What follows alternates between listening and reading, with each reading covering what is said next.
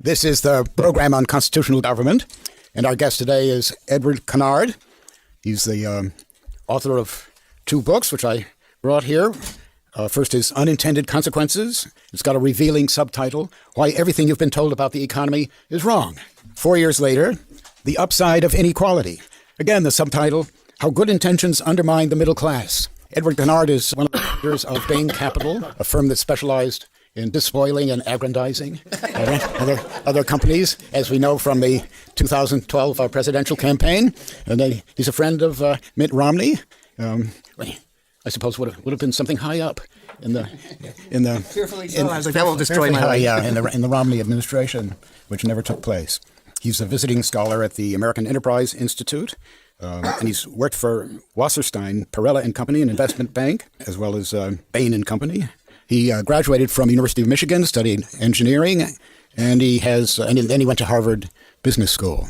So he's going to talk today what free market conservatives can learn from populism, a topic which I take to raise interesting questions. What can science learn from non-science? What can intelligence learn from ignorance? What can economics learn from politics? All equivalent questions, and now let's hear from Ed Conard. Well, you've thrown the gauntlet down there. So thank you for taking time out of your precious lives day to listen to what I have to say. I appreciate the invitation. I'm going to try to change your mind a little bit. I know that's a kind of a futile exercise from having tried it many times before, but hopefully I'll leave you with a few things to think about, and maybe I can be a little more entertaining in the Q&A than I'll be here reading the speech. So I'm not going to try to defend President Trump and populism, although I think you'll see an element of the defense here, because I really want to focus on the economics of this as opposed to the politics and where they intersect. But from my perspective, candidate Trump wrestled control of the GOP. He won the presidency by promising to raise blue-collar wages, which he proposed to do by restricting trade and immigration. And while Trump is the bright, shiny object who captures the media's attention, the true power behind the throne is a handful of blue-collar voters in Pennsylvania, Ohio, Michigan, and Wisconsin who control the margin of votes needed for victory. So anyone who wants to control policy by winning elections must either win their vote or build a coalition to defeat them. From my perspective, everybody else's point of view without a party, not a good place to be in a democracy. Before President Trump's victory, advocates of free enterprise, foreign policy hawks, and social conservatives controlled the GOP by giving each other what they wanted most: lower taxes and restrained government spending, larger defense budgets, and judges who favored limited federal government. But candidate Trump upended this coalition. He wrestled control of the GOP, and he won the presidency by championing higher wages for blue-collar workers who feared that trade and low-skilled immigration slowed their wage gains. The competition for government spending threatened their Social Security and Medicare, and that identity politics diminished their economic opportunities. And no other candidate, Republican or Democrat, prioritized these economic concerns. Neither party, from my perspective, has represented blue-collar voters well, although I think Democrats have been more hostile to their concerns than the Republicans. Both parties champion free trade with low-wage economies, but the Democrats' determination to woo voters who support income distribution and social justice has driven their uncompromising support for low-skilled immigration, anathema to voters who are concerned that the supply of low-skilled workers slows their wage growth. Unlike Republicans, candidate Trump promised to address the burdens that trade and low-skilled immigration impose on blue-collar workers. Beyond wages, Social Security and Medicare contribute significantly to the lifetime incomes of middle-class households, and with government spending projected to rise from 36 to 43% of GDP as baby boomers retire over the next 30 years, while federal debt doubles from a historically high 75% of GDP to 150%, voters who believe that taxes and spending slow growth recognize that they're competing against other spending priorities for their Social Security and Medicare benefits, or at least for the probability of receiving all of them. And so while Democrats promise spending increases without regard for their effect on growth, Republicans seek tax cuts without regard for balanced budgets, candidate Trump promised to protect retirement benefits ahead of other priorities. Now, he hasn't really delivered on that sense, but that was certainly a stance he took during the campaign. Lastly, I think Democrats offer no quarter to voters who are concerned that identity-based double standards diminish their economic opportunities. And so while Republicans are sympathetic to these concerns, I think that threatened taunts of racism cower them into silence. And so despite continual charges of racism, candidate Trump pushed back aggressively on identity politics to the applause of his supporters. I think that diminishing the president's supporters as racists or anti-establishment trivializes their concerns, and it deflects attention from their winning agenda, higher wages for blue-collar workers. And so beyond his determination to raise blue-collar wages, I believe that his unconventional behavior likely cost him more votes than he gained, and a truth that he won the election without the full support of moderate Republicans and independents. And I'm worried that a more practiced leader may need the support of free market conservatives, even less than President Trump needed in order to win the election. Given that neither party has made blue-collar wage growth a priority, insisting that the champion of blue-collar workers lacks the character or the fitness to lead the nation, I think comes across as self-serving and disingenuous. And worse, it subordinates wage gains to other priority, a luxury that I think most blue-collar workers probably can't afford. If advocates of free enterprise want to regain control of our government, we need to offer the marginal blue-collar voter in Michigan better economic policy than we have. And I think that starts with a deeper understanding of the economics that are slowing blue-collar wage growth. Now, there's many factors that I believe contribute to slowing blue-collar wage growth: the demise of two-parent working-class families, the decline of religion, a growing lack of authority. I think undermine the productivity of low-skilled workers with difficulty supervising themselves. An increasingly generous safety net probably saps work effort among workers who are unable to earn much more than the provided benefits. Rising opioid addiction exacerbates the problem. The workforce participation rate of prime working age men without college training, so high school graduates, has fallen from 97% to 83% since 1964. The recession atrophied the job skills of laid-off workers, primarily low-skilled workers, and capital investment per worker, which is a foundational source of growth, fell for the first time in history and rebounded at the slowest rate ever recorded in the aftermath of the financial crisis. And all of these things will contribute to the decline of productivity. In addition, I think declining research productivity, as well as increased government spending and income redistribution and regulation, have all slowed productivity growth more broadly. But I think overlooked is a major structural shift that is significantly reducing the amount of talent and management attention that's devoted to improving the productivity of lesser skilled workers. And I believe that this is the dynamic that has slowed blue-collar productivity growth to near zero, and that the wage growth reflects this. Most people don't realize what I think is just a profound fact about the U.S. economy. The demographics of America are radically different than other high-wage economies. About 8.5% of adult Americans score at the highest level on internationally administered cognition tests. These are tests administered by the OECD.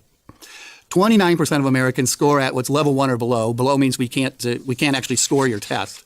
And so we have about one high-scoring adult for every 3 low-scoring adults.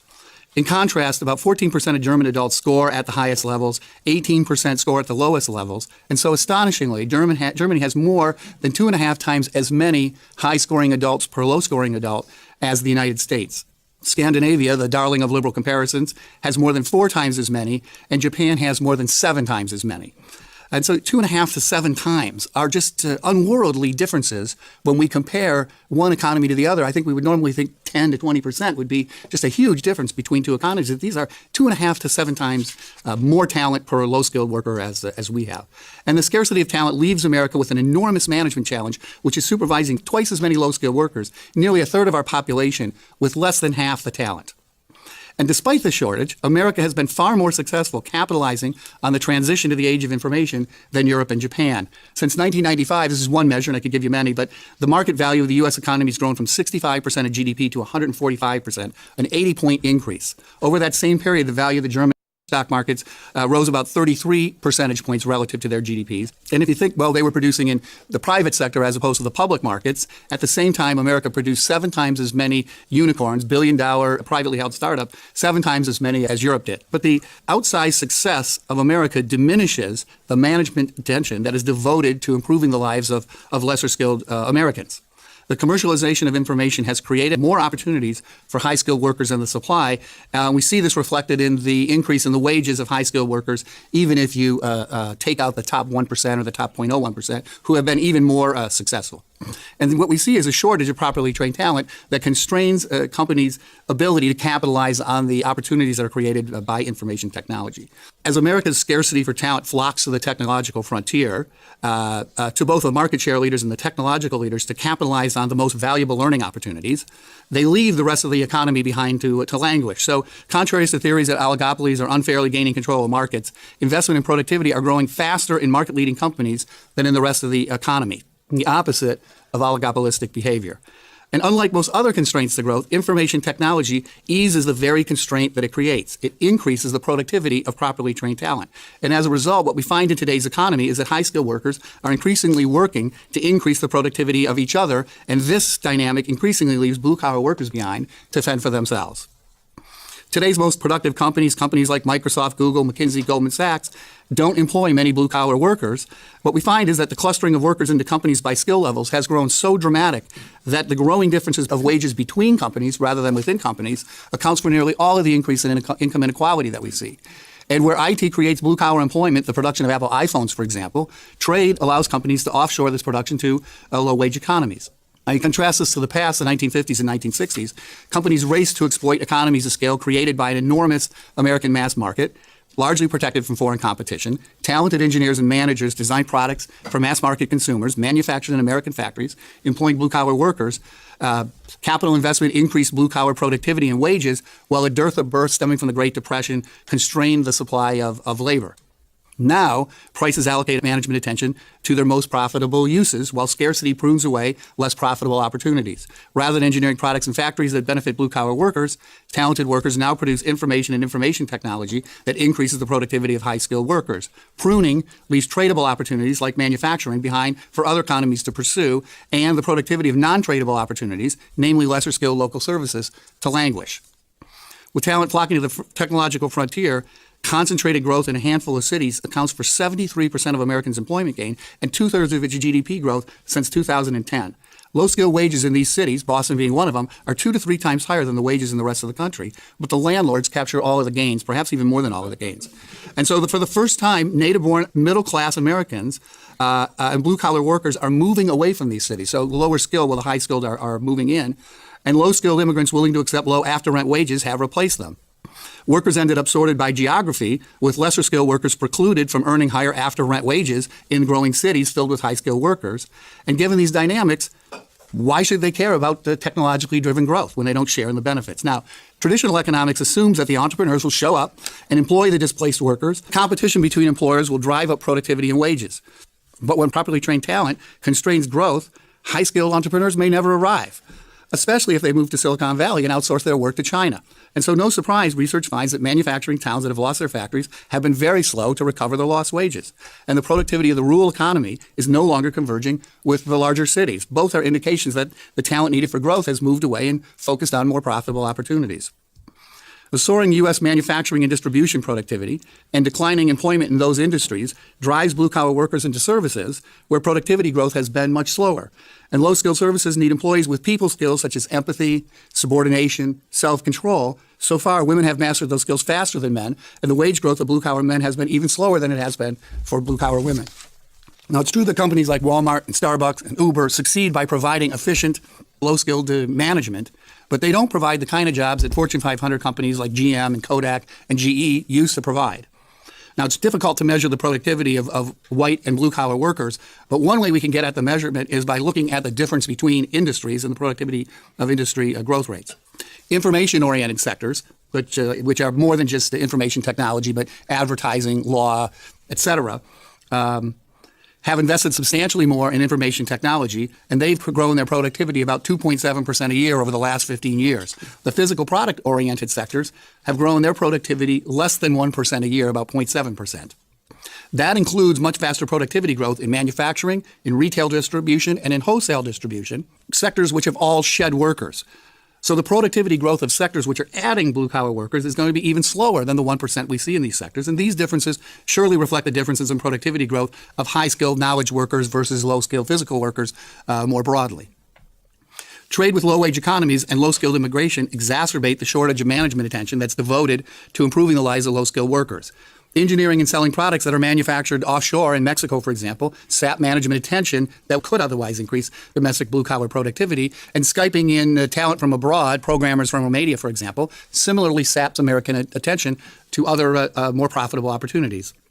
And while balanced trade brings an equivalent amount of demand from offshoring economies back to the U.S., high-wage economies buy cheap, low-skilled labor from the rest of the world. This increases the available supply of low-skilled labor and reduces their wages. At the same time, we sell high-skilled labor to the rest of the world, Apple operating systems, for example, and this increases the demand for high-skilled labor and raises their wages. Low-skilled immigration is really no different. Today we have 40 million foreign-born adults and there are 20 million native-born children, 60 million people, 35 million of which are largely low-skilled Hispanic adults who now all call America home. If properly trained talent constrains growth, a disproportionate increase in low-skilled workers will slow low-skilled productivity and wage growth by spreading the available management attention even thinner. Arguments to the contrary I find unconvincing. The argument that capital investment alone drives blue-collar productivity ignores the fact that talent, not capital, now constrains U.S. growth.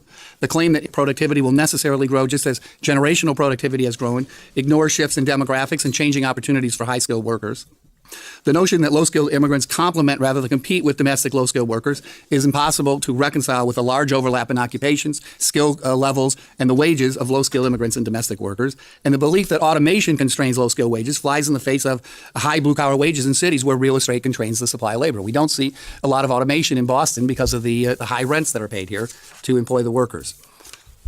To the extent that lower prices offset downward pressure on low-skilled wages, low-skilled workers bear most all of the lower cost in the wages from cheap offshore and immigrant labor, but they only capture 40% of the benefits from lower prices because high-skilled workers, retirees, and the non-working poor capture about 60% of the GDP. So these workers are suffering 100% of the loss for 40% of the gain. It makes it debatable whether the middle class is really benefiting from trade and low-skilled immigration. I think it's fair to say we don't really know whether they are or not. And it hardly seems coincidental that middle-income wage growth has slowed relative to GDP in all high-wage economies as IT, trade with low-wage economies, and low-skilled immigration have grown. So what can we do? With the rising costs of retiring baby boomers and growing deficits threatening growth-crushing tax increases that leave us vulnerable to a growing Chinese military threat, we can't afford to slow America's growth. Organic growth, fast enough to mitigate these threats, I think is a pipe dream regardless of how well we fine-tune economic policy. With tax policy that allows middle-income families to consume more government services than the tax revenues they pay, and education unable to produce enough high-earning workers to generate the necessary tax revenue, I think our only solution is high-skilled immigration. America issues about 1 million green cards a year. With 6 million full-time workers in the top 5%, we have about 110, 120 million full-time workers, so the top 5% is about 6 million workers, and 7 billion non-Americans. Ultra-high-skilled immigration could double America's growth rate, and that would go a long way towards solving the problem and protecting free enterprise. I do the following calculation. 5% of 7 billion is 350 million workers. Half of them, we don't know who they are, so half of them are too young and too old. Half of those will never move. I think you get down to a pool of about 40 or 50 million people who are in the top 5% who are non-Americans. There's a pool that we could draw from. If we could get 6 of those 40 or 50, we could potentially double our growth rate by doubling our talent pool. Despite our good intentions, we overwhelmingly serve our fellow man as customers. And I wouldn't count on it, but I think educators need to recognize that they have a moral obligation to persuade America's talent that they too have a moral obligation to get the tedious training and take the arduous jobs that increase the productivity of other people, especially lesser skilled Americans. And while American talent is better trained, works longer hours, takes more entrepreneurial risks than their counterparts in the rest of the world, that talent is still very underutilized. I think we must also admonish high-skilled workers that they are the people that have to bear the risk that produces the innovation that grows productivity. I believe that the talents of mankind are owned by mankind. They're randomly distributed among us. We were the ones lucky enough to get it. That gives us a moral obligation to put those talents to work on behalf of everybody else, and we largely do that by serving them as customers. I think the middle class is rebelling against our neglect, and to protect capitalism by winning elections, we need to quit assuming free market will grow blue-collar wages like it did in the 1950s. We can't afford to make for $20 what we can buy for $5, but we can probably stop inundating the supply of labor with low-skilled immigrants and let the wages rise without significantly reducing America's competitiveness or growth. In cities where real estate restricts the supply of low-skilled labor, blue-collar wages are 2 to 3 times higher, yet higher-skilled blue-collar wages haven't significantly reduced the competitiveness in industries in those cities. It's true that restricting the supply of labor will redistribute income and slow growth, but the alternative, losing elections, is much worse. If we won't restrict the supply of low-skilled labor, how can we argue the rising tide will raise all boats? Because growth can manifest itself in 2 ways, as an increase in employment or an increase in wages. What we've seen is an enormous increase in employment in the U.S. relative to Europe and Japan. In the meantime, I think we would be wise to show more sympathy for the concerns of blue-collar workers whose marginal votes now control the GOP and elect the president, and offer them more than just criticism of their flawed leaders' behavior. So that's my stance, and I'll now try to defend it. Right. That's the hard part.